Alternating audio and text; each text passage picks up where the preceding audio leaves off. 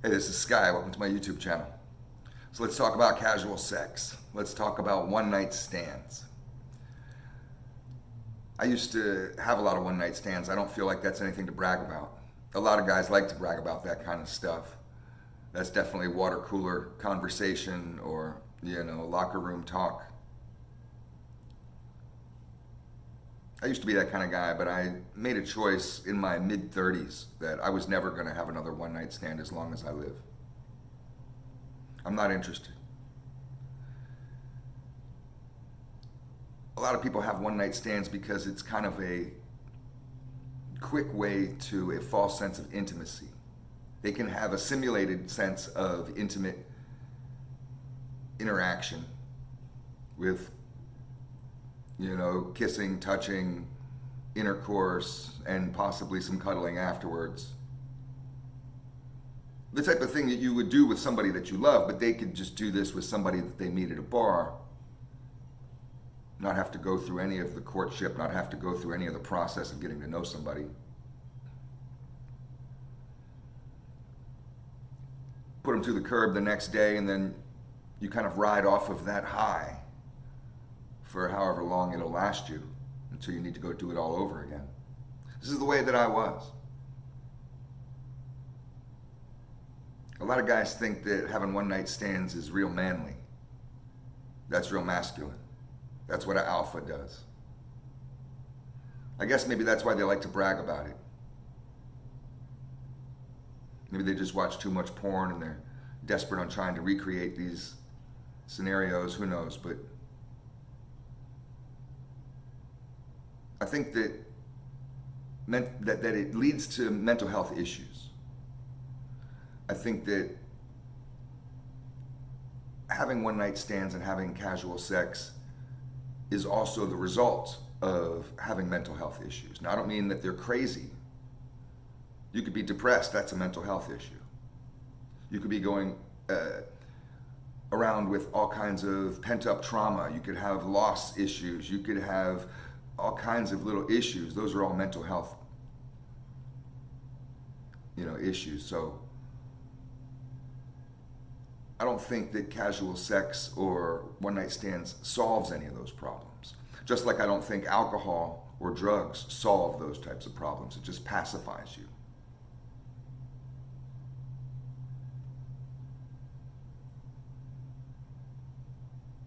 I don't really think there's a difference between how guys and girls get down with one-night stands. I think they go into it for the same reason, and that reason is basically, it's a self-serving narcissistic behavior that it's basically just like a masturbation.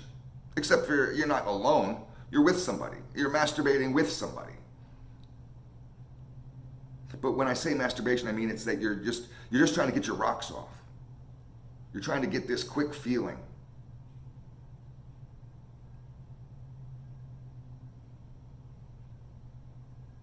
I can definitely say with confidence that the best sex that you'll ever have, the kinkiest, the wildest, the most intense, the best orgasms, the best sex you'll ever have in your life is with somebody that you fall in love with. And I can make that as a general statement. I've had one-night stands that were good, but they're never as good as with somebody that you're in love with. It's completely different. That's why I kind of compare it to masturbation. A lot of times a one-night stand can be awkward. Having sex with somebody that you just met because you don't really know how the other person's body moves or how they work. You don't really know them well enough to know what they like, what their likes and dislikes are, how they get off, what their favorite position is, these types of things, where to spend the most attention, these types of things, what kind of courtship gets them all juicy. You don't know any of these things. And learning that about somebody is half the battle and part of the fun, part of one aspect of a relationship. There's many aspects of a relationship, and sex is definitely one of them. But it's getting to know somebody on an intimate level because you love them. You're sending your brain mixed messages when you go through casual sex experiences. It doesn't build you stronger. It actually makes you weaker emotionally.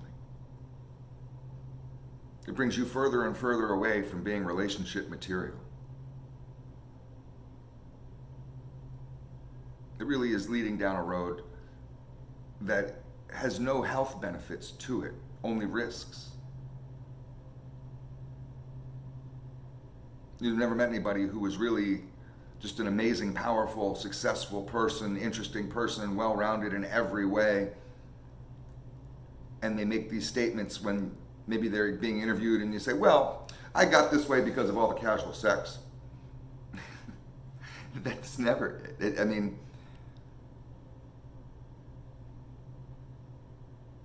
do what you want. I'm not trying to make this video to convince people in some kind of religious way or push my morals on people. You want to sleep around? Go sleep around. You'll find out for yourself. I got to a point, and I was having lots of casual sex, that I felt like it was bringing me backwards in life. I felt like it was making it harder for me to have regular relationships. I felt like that every time I would have one of these experiences, that I would have this intense loneliness and kind of self-worth issues afterwards. Because a part of me, a natural aspect of humanity, is to couple up with somebody and mate with them repeatedly for long periods of time. Our creature, the type of animals that we are, we mate with people and pair with them. We're not dogs, we're not fucking a whole pack. You find one and you stay with them. That's natural. That's instinctive. That's basically like in your DNA almost. It's part of human nature. So then when you go against that, you feel it. And I certainly would. It would make me feel inadequate. Why can't I have something like this on a more intense level? Why does it always have to be just these one-night stands? And it really sucks. That's why I say guys and girls go into this shit the same way. There's no difference. It really sucks when you're on the receiving end, when you want to continue the activity. You have a one-night stand with somebody and you figure, hey, well, they're cool. They seem like they're a nice person. We had pretty good sex. Why can't we do this again? Why don't we just become boyfriend and girlfriend? It doesn't work. There's always one person who's not into it. Both people are going into the experience like masturbation, self-serving narcissists, most likely with a whole host of mental health issues that they're trying to suppress, and this is how they're doing it.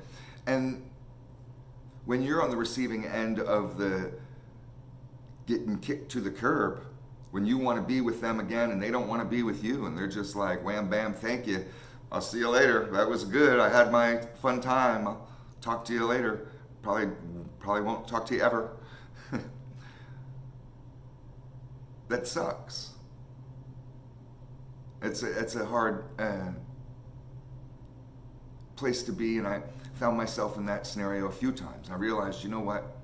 Maybe I'm just not mature enough for casual sex. I don't know what type of maturity that is, but I'm just somehow not able to handle it. I'm somehow just getting emotional over this stuff. I fuck a chick and I want to do it again, and I might fall for her. I might all of a sudden start seeing her as more beautiful than when I met her, and every time that we have sex, we're getting more intimate with each other, and that leads to more interests with each other, and it's the beginning of a relationship.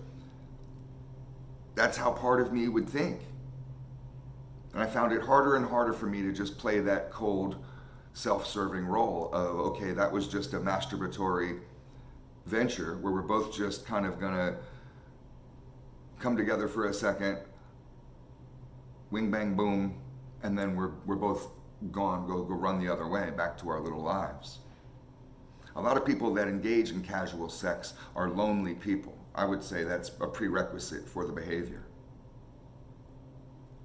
They're not fulfilled people. I realized I would rather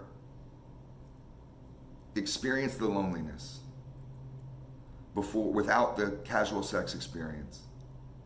I would rather, because that was, you gotta think, well, why are people having this kind of relationship? Why are they sleeping around so much?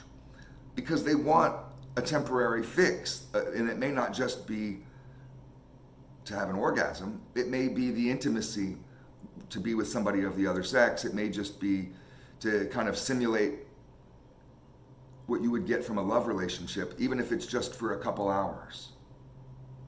And that would fulfill certain needs that they have. I would rather go through that on the fore end of that and experience that type of loneliness without the pacifier, without the vice. Because when you come down off that high, it's hard. It's like doing heavy drugs. If you've ever done real heavy drugs, sometimes when you come down, you fall far. You may have started to do that drug because you felt like, geez, I need a pick-me-up. And then when the drug wears off, oh man, depression comes in, and sadness and guilt and shame and all kinds of emotions come in. This lack of self-worth, like a tidal wave. And that's when you become a drug addict, where you have to go and get your fix again. You don't even want to come down. You fear coming down. I would rather go through that shit and face those fears, face that weakness, and build that strength. Turn those weaknesses into strengths than to have to continually put myself through that game, that awful game. I realized that it was affecting my character. And I want to build character. I want to be a better person. But how can you be if you're engaged in this slutty behavior? If you're a slut maker, you yourself are one. That's the game you're playing.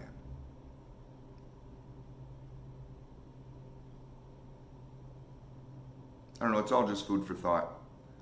Tell me what you think about casual sex and about one-night stands, why you may like them or may hate them. I'm against them. I suggest people stop looking at that as a goal or something to aspire to. When you see guys, especially guys, they see guys that are sleeping around and they say, wow, I kind of wish I was doing that. No, you don't. That motherfucker is unhappy as shit. Trust me. I was there. Thanks for watching.